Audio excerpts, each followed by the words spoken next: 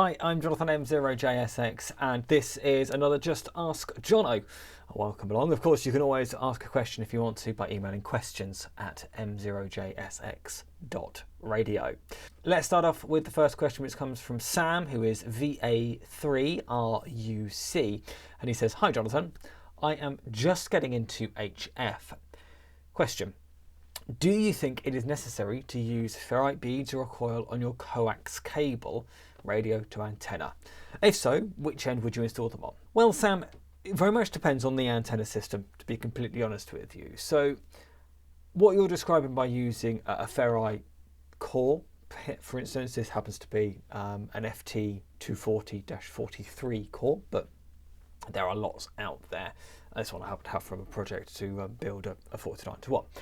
But I have used one of these very successfully to form a choke balun.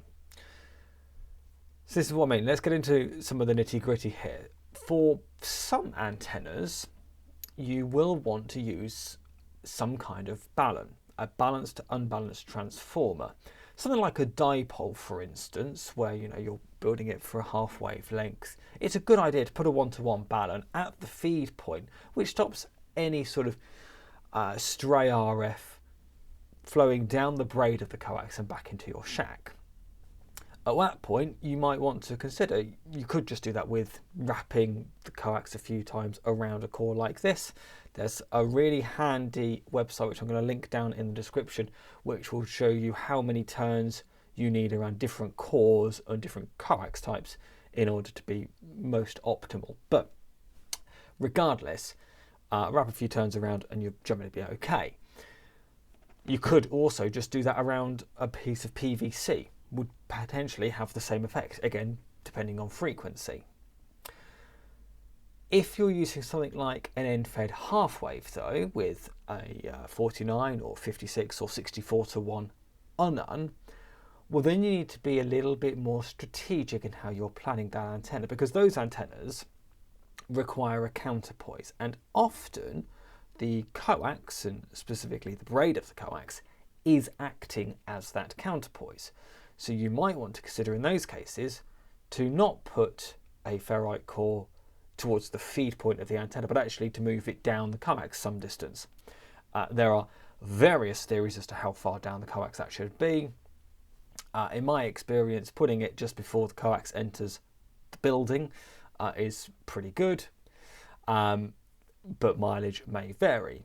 However, if you were to run a dedicated counterpoise wire, which is what I do on my end-fed half wave, well then you could move your choke and your ferrite core again straight up to the feed point, because at that point you don't need the coax to act as a counterpoise because you've got the dedicated counterpoise wire, and therefore you don't need to rely on the coax being the counterpoise. I hope that makes some amount of sense, Sam. Basically, the answer is it depends.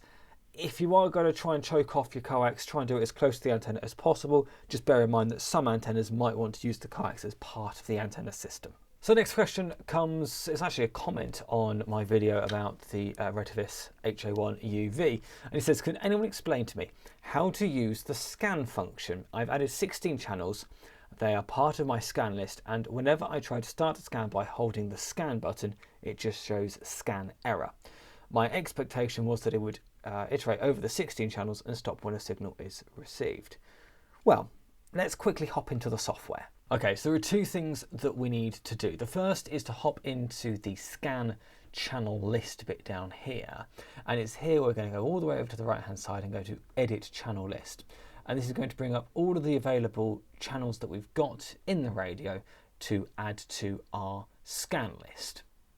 The second thing we need to do is actually in the channel list, we need to tell each memory to use the scan list. So again, if we go to our channel list now and we scroll over, we can see here there's this scan system.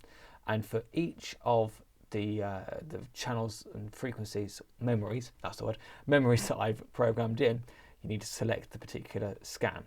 I've only got one option, which is scan 1. But by default, that's going to say none. And with that saying none, when you hit the scan button, it's not going to do anything. By pressing that, by selecting the correct scan group, it's going to scan in the way that you describe. Thanks for the question. And finally, another question that's coming as a YouTube comment, this one from @VBorg, and they ask a question: do repeaters usually work when there is a power outage? I mean, do they have some kind of UPS? If not, what would you do in such situations if you wanted to reach someone that is 20, 50, 70 kilometers away? Just wonder. It's a great question, because that will depend upon the repeater itself. Now, some repeaters are completely off-grid. For instance, my local UHF repeater, GB3DI, is a completely off-grid system. It's run by a solar panel during the day, which charges a battery for the overnight period. Not connected to mains power whatsoever, so even if there were an outage, that thing's going to stay online. Other repeaters are not. Other repeaters will be completely reliant upon mains power, and if the mains goes, then the repeater falls offline. Some may have a UPS system as you describe. It's also worth bearing in mind, though, that repeater setups and stations are often on remote places. So even if the power has gone where you are, and you're reliant upon, I don't know, maybe battery power in order to transmit, where the repeater is, that may not be affected by the power outage. Depends, of course, how large and wide scale that power outage happens to be. Worth, of course, checking with your local repeater keeper as to what the situation is with their repeaters, as to whether there is kind of some offline backup, or whether they are entirely reliant upon mains power. That's going to be completely varying upon repeater to repeater. The second part of your question about if the repeater were to be off the air, how would you communicate? Well, in that situation, we've got to remember that particularly at VHF, UHF, the phrase is height is might. And what that means is you want to be trying to get your antenna as high as you possibly can, not only to clear local obstructions, which is a big part of that, but also every kind of meter that you can raise the antenna just ever so slightly increases where your transmission is going to be able to get. And if you live somewhere pretty high, that of course is going to aid you in being able to go quite a further distance with your transmission. There's no cut and fast right thing to this. Of course, we need to remember that VHF UHF is line of sight, so there has to be a pretty clear path between you and whoever you're trying to communicate with in order for that to work. But if you're then starting to look a bit further than those kind of distances you mentioned, well, then you might want to consider HF as an option, for instance. Particularly if you wanted to go, I don't know, let's say you wanted to be about 100 miles, well, then you might find that during the day, 40 meters with a low to the ground antenna might be a reliable option for you. Mileage may vary. If you're sticking to VHF, UHF, just get the antenna as high as you possibly can.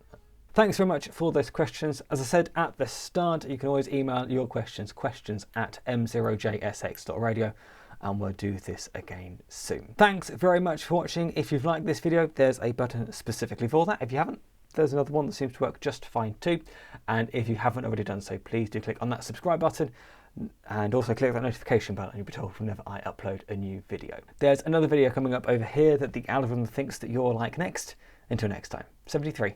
Bye-bye.